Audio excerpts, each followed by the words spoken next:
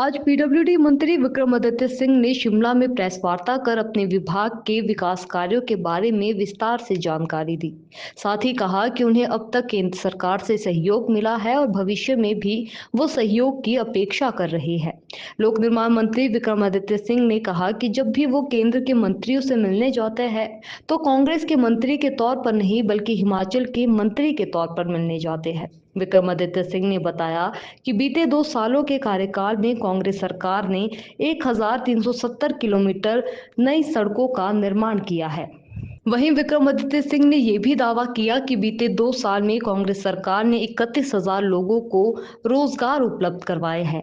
उन्होंने कहा कि भारतीय जनता पार्टी ने 5 साल सत्ता में रहते हुए सिर्फ 20,000 लोगों को रोजगार दिए। आत्मनिर्भर प्रदेश की ओर तेजी से गतिमान हिमाचल।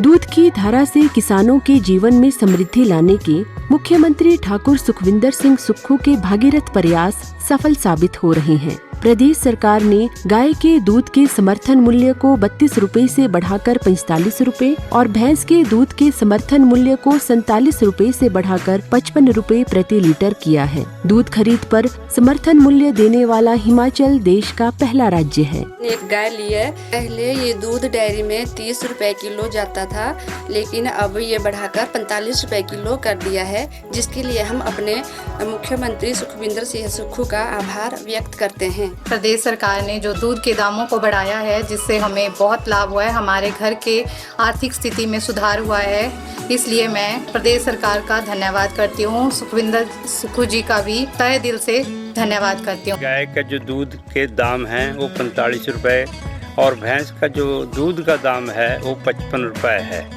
जो माननीय हमारे मुख्यमंत्री श्री सुखविंदर सिंह सुक्खू ने ये हमें रेट दिए हैं, हम इससे फुली सेटिस्फाई हैं और उनका इस बारे में धन्यवाद भी करते हैं। जब से नई सरकार आई हुई है, मैं श्री सुखविंदर सुक्खू का बहुत हार्दिक दिल से बहुत बहुत धन्यवाद करती हूँ कि उन्होंने किसानों के बारे में बहुत सोचा। इससे जो है हमारे गांव की जितनी भी महिलाएं हैं तो लोगों को दूध के बहुत अच्छे रेट मिल रहे हैं। इससे सारे किसान बहुत खुश है। मिल रहा है सरकार का धन्यवाद जी। दूध के रेट जो माननीय सुखविंदर सिंह सुक्खू जी और प्रदेश सरकार ने बढ़ाए हैं, पशुपालक इससे बहुत खुश है। हम प्रदेश सरकार का बहुत बहुत धन्यवाद करते हैं। प्रदेश में स्थापित किए जा रहे हैं दुग्ध प्रसंस्करण संयंत्र। जिला शिमला के रामपुर विधानसभा क्षेत्र के दत्तनगर में 25 करोड़ 67 लाख रुपए से 50,000 लीटर प्रतिदिन क्षमता वाले नए दुग्ध प्रसंस्करण संयंत्र को किया गया जनता को समर्पित। संयंत्र की क्षमता अब बढ़कर हुई 70,000 लीटर प्रतिदिन। संयंत्र में तैयार किए जाएंगे फ्लेवर्ड मिल्क, दही, घी, मक्खन, पनीर, लस्सी और खोया के उत्पाद। क्षेत्र की 271 दुग्ध सहकारी समितियों से जुड़े 20,000 किसान होंगे लाभान्वित। तो ये दूध के रेट बढ़े हैं सरकार द्वारा, पीएम सुक्खू द्वारा जो रेट बढ़ाए गए, ये बहुत किसानों के लिए बहुत उपयोगी रहा है। और जो यहाँ प्लांट खुला गया है और जो अभी पीएम साहब यहाँ से उद्घाटन करके एक नए प्लांट का, उससे भी लोगों को बहुत फायदा होगा। जिला कांगड़ा के ढगवार में 225 करोड़ रुपए की लागत से निर्मित होने वाले अत्याधुनिक मिल्क प्लांट में दूध संग्रहण के लिए 247 दुग्ध सहकारी समितियों को किया गया गठित। दूध की खरीद में पारदर्शिता सुनिश्चित करने के लिए शुरू की जाएगी डिजिटल प्रणाली। 1,40,000 लीटर प्रतिदिन की तुलना में अब मिल्क फैट 2,10,000 लीटर प्रतिदिन दूध का कर रहा है संग्रहण। 45 रुपए प्रति लीटर की दर से गुणवत्तापूर्ण दूध की खरीद की जा रही है सुनिश्चित। 12 मीट्रिक टन प्रतिदिन की तुलना में 14 मीट्रिक टन प्रतिदिन कैटल फीड का किया जा रहा है उत्पादन। जनता से किए वायदों के पूरा होने से लोगों की जगी आस। जनप्रिय मुख्यमंत्री ठाकुर सुखविंदर सिंह सुक्खू पर है सबको विश्वास। लोगों की आकांक्षाओं को पूरा करने के लिए मुख्यमंत्री कर रहे सतत प्रयास।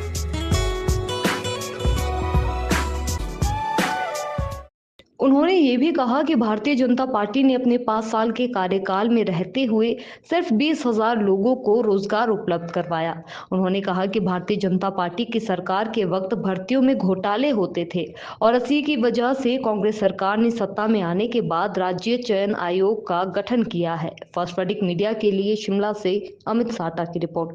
तो जब हमने सत्ता संभाली तो बहुत से एसेट्स भी मिले, मगर उसके साथ साथ लाइबिलिटीज़ भी पूर्व सरकार के समय से हमको मिली, जिससे प्रदेश में जो गति विकास की होनी चाहिए थी उसको कहीं ना कहीं रुकाने के लिए बहुत से प्रयास किए गए, अलग अलग सेक्शंस द्वारा, अलग अलग क्वार्टर्स द्वारा।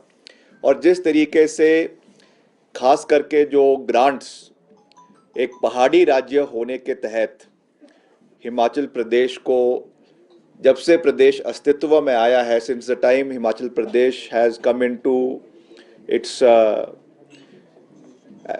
एक स्टेटहुड के रूप में Himachal Pradesh has come into a different state, has come into being, तब से प्रदेश को जो एक अलग सहयोग केंद्र सरकार से मिल रहा है उसमें भी कहीं ना कहीं हमको कमी देखने को मिली है। और मैं आंकड़ों के साथ ये बातें कह रहा हूँ, इसकी वजह से चैलेंजेस भी सरकार को आए हैं, मगर मुख्यमंत्री जी ने और सभी विधायकों ने, सभी मंत्रियों ने कलेक्टिवली एक सकारात्मक सोच के साथ इन चैलेंजेस से निपटने का प्रयास किया है।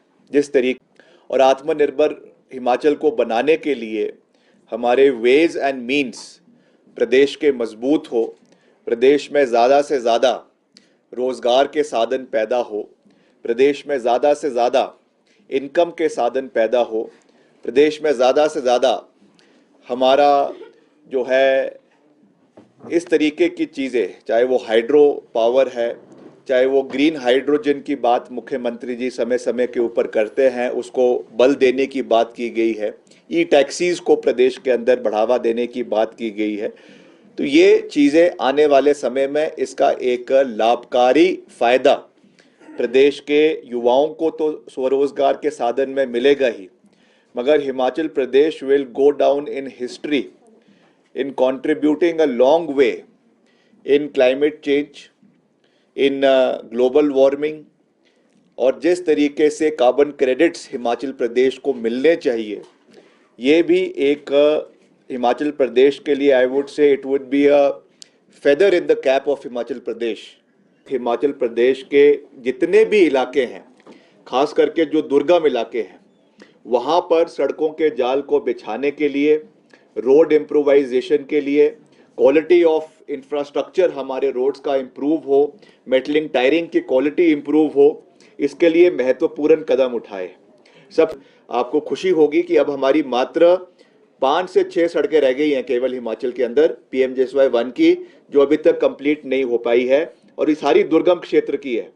चाहे वो हमारा बड़ा बंगाल इलाका है, आपके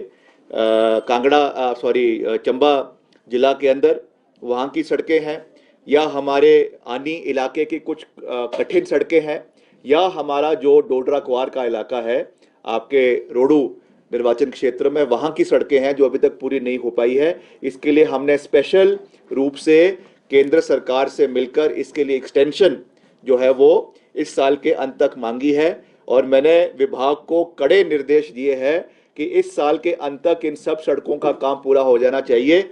मैं अगली बार किसी भी एक्सटेंशन के लिए दिल्ली नहीं जाने वाला, मगर हमने 2 एक्सटेंशंस ले ली है। इसके बाद as PWD minister with full responsibility I am stating this कि हम इसमें कोई भी अब एक्सटेंशन नहीं मांगेंगे, और इसको इस साल के अंत यानी सितंबर 2025 तक, सितंबर या अक्टूबर 2025 तक इन कामों को PMJSY-1 के जो अछूते काम थे, जो रह गए थे, उनको पूरा कर लिया जाएगा। ओवर द पास्ट 2 years, 2 साल के हमारे सरकार के कार्यकाल में हमने 1370 किलोमीटर सड़कें जो है नई प्रदेश के अंदर पिछले 2 साल के कार्यकाल में बनाई हैं, और 1740 kilometre of roads have been metalled and tarred, जो जिनको मेटलिंग टारिंग 1740 किलोमीटर सड़कों की पिछले 2 साल के कार्यकाल में आदरणीय मुख्यमंत्री जी के नेतृत्व में हमारे डिपार्टमेंट ने पूरी करी है। इसके लिए भी मैं अपने फील्ड के कार्यकर्ताओं को, फील्ड का जो हमारा स्टाफ है PWD का, उनको बहुत बहुत बधाई देना चाहता हूं।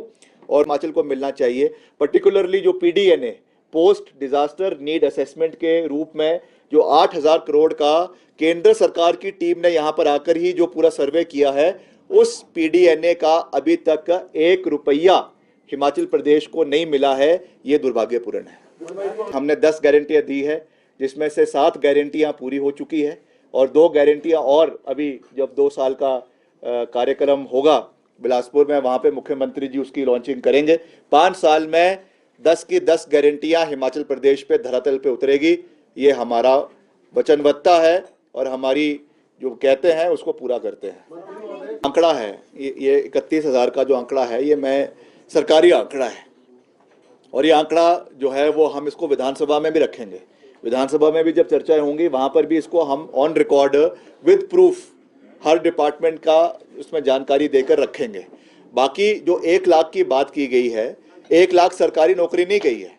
1 लाख नौकरियां, चाहे वो सरकारी क्षेत्र में है, चाहे वो निजी क्षेत्र में है, चाहे स्वरोजगार के अवसर है, उनको प्रदेश में पैदा करने की बात की गई है और उस दृष्टि से हम आगे बढ़ रहे हैं। प्रदेश में वित्तीय परिस्थितियां भी रही हैं, प्रदेश में आपदा भी आई है, डिजास्टर भी आया है, उसकी वजह से जितना इन्वेस्टमेंट प्रदेश में आना चाहिए उसमें भी कमी रही है।